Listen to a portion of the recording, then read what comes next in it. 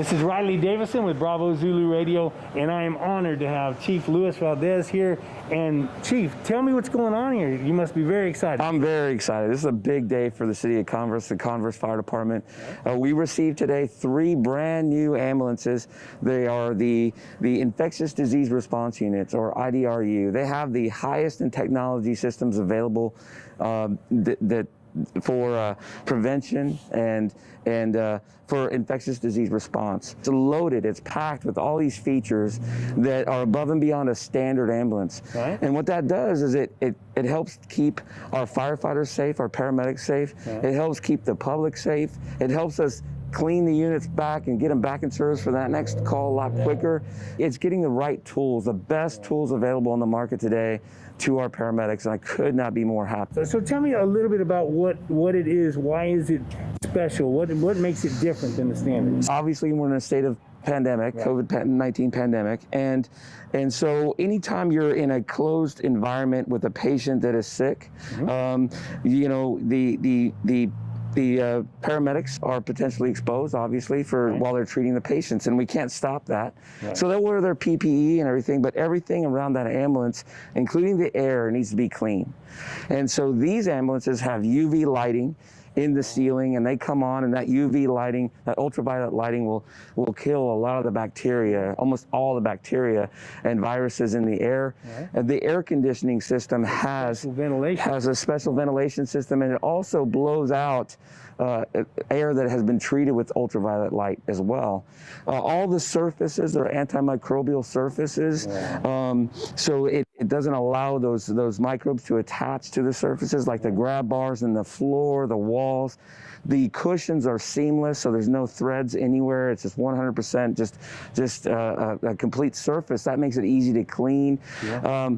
There's a camera safety system in there, so the driver can keep an eye on the passenger in the back, and it's a closed environment, like taking an emergency room or a hospital room to the front door and giving them the best system available.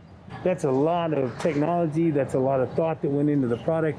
I'm not going to ask you how much they cost. I'll tell you, I'm proud of that. They were $275,000 a piece. Wow, that's amazing. So to get 3 of them, $1 million? Yeah, 826,000, somewhere in there, and it is 100% paid for by CARES funding. Right. And like our mayor was saying, when we started talking about the CARES funding, when it was starting to be talked about, we brought up these ambulances because we knew the technology systems were there, right. But it's very expensive, very costly. Right. And so when they asked what is our priority, this was #1 priority, and you know, it was the city's #1 priority then too. Yeah. And they backed it up, and we got it done. And we barely met the deadline, so we're the last units. You met the deadline. Well, we met the deadline. We had to have the money expended by the end of the year, and they're closed after tomorrow, the factory. So to get them now is pretty cool. So even as we're here, that's the call. That's the reason why you got these. The absolute dedication to the people right there where you're being called at a moment's notice, and you get to be out there for those people, and that's why you went ahead and invested on that. Absolutely. We're running right now. So they're going to take off on a call right now. Okay. They're running about 4,700, almost 5,000 calls a year. So almost every hour, they're getting an emergency call from one of our 2 stations. Right. And they include COVID patients. They include patients that we don't know if they have COVID. These paramedics make heart attacks, they respond to seizures, traumatic injuries, vehicle accidents. Mm-hmm. They go to fires. So our whole team is highly trained, and it's just I'm lucky to be the chief, you know. Well, I know that there's a lot of training, a lot of love that's gone into that. I know we talked over the last week, everything that's happened, and so I know that there's a tremendous amount of dedication from you to this entire city and the project. And so, you know, that goes without saying. You can't sell yourself short in that. Oh, well, thank you so much. But you know what? It's not just the people. There are people right now that have no idea, that may not even see this production, and they won't realize that they are the beneficiaries of the investment that you and the city made. But then beyond that, you know who else really will be thanking you for this? And that's the husbands and the wives of your firefighters and their paramedics and their children, because in essence, you're helping to protect them as well. Absolutely, and as a chief, you know, that weighs on me a lot, and I know that our spouses of our firefighters are supporting them every day. My wife supports me, and she worries about me, and so to be able to tell them that we're supporting them by fighting to get this right equipment for them to make sure they're safe is my way of doing that. Is to tell them, you know, we're going to take care of them. We're going to do all we can, and we're just blessed, man. This has been a tough year, a challenging year. Here in Converse, I got a team of firefighters that are saying, I'm ready to go. You know, I got this. You're saying they're backing you. They've got your back. Yeah. And when you're stepping out there saying, okay, you guys are right, they're saying, hey, Chief, don't worry about this. We got this. We got this. We got this. I was telling them, let me get this call. I'll take the call for you. And they go, we got this, Chief. We got it. We're okay. You know, with this ambulance, you can see we have a new blue. You know, it's a new, exciting, I've heard pretty color, and it's pretty a firefighter word. you know, I think today it is. Today it is. Right. But it's okay to have that change. You know, we need to change. We need to change with the city, and we need to stand tall and get ready to move and accept a new challenge and just go. So I'm fully confident in our team, our firefighters, our paramedics. There's another call right there. We've been talking for just a few minutes. Yeah. You know, we have a new city hall.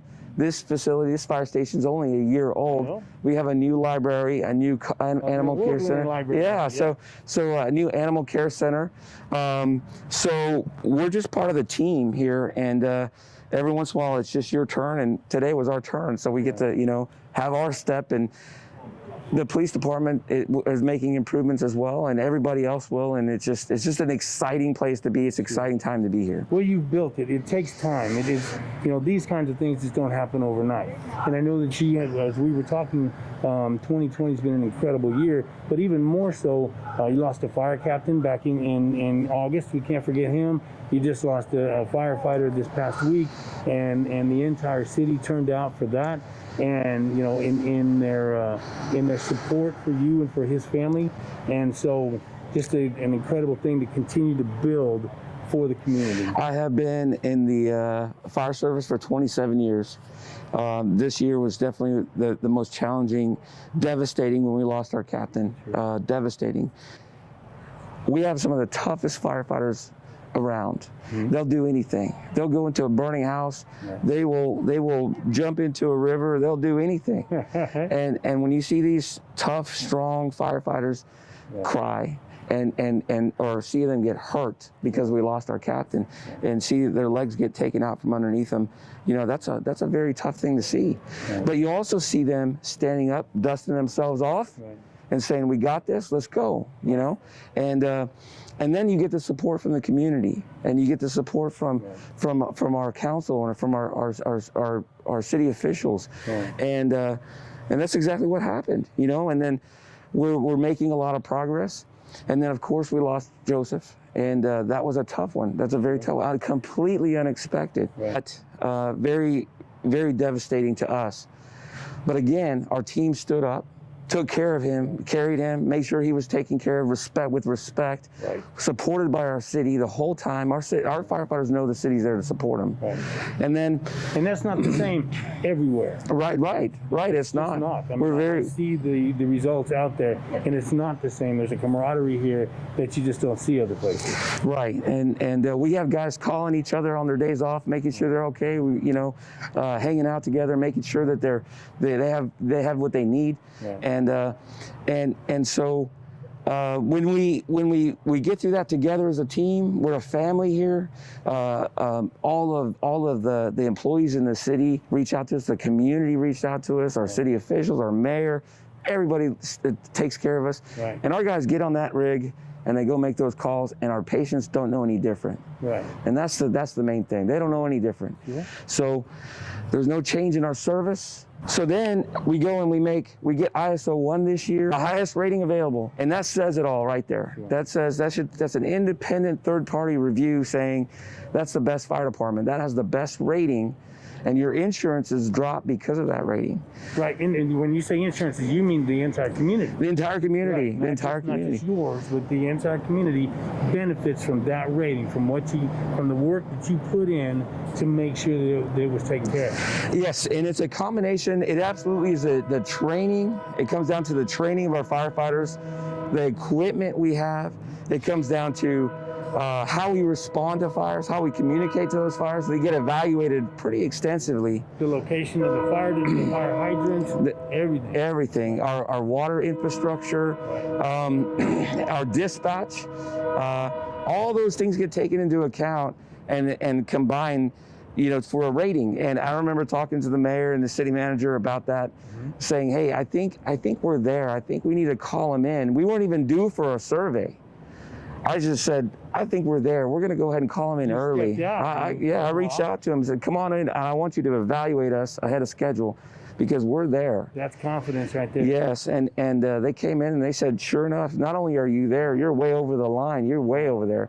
So we became one of 52 cities in the state of Texas with that rating, and it was a huge deal. How many?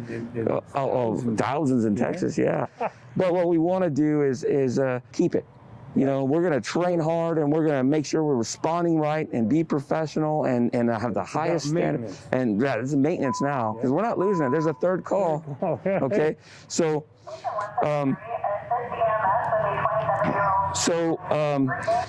we became a Firewise community, the biggest Firewise community in Texas, and a lot of insurance carriers give another 5% discount for that. Yeah. So we started to get a lot of pride in that, and then our honor guard formed, and so there's a lot of good morale and professional service. And as tough as it has been, we also had a lot of big wins too, and of course none of them are make up for the loss we had.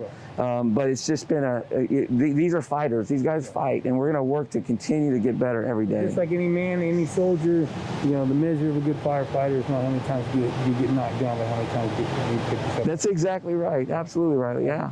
Yeah. Sure. Well, Bravo Zulu, it means the job well done. It comes from the Navy, and that's exactly what you guys have done, sir. Bravo Zulu. Thank you, sir. Thank you. My pleasure.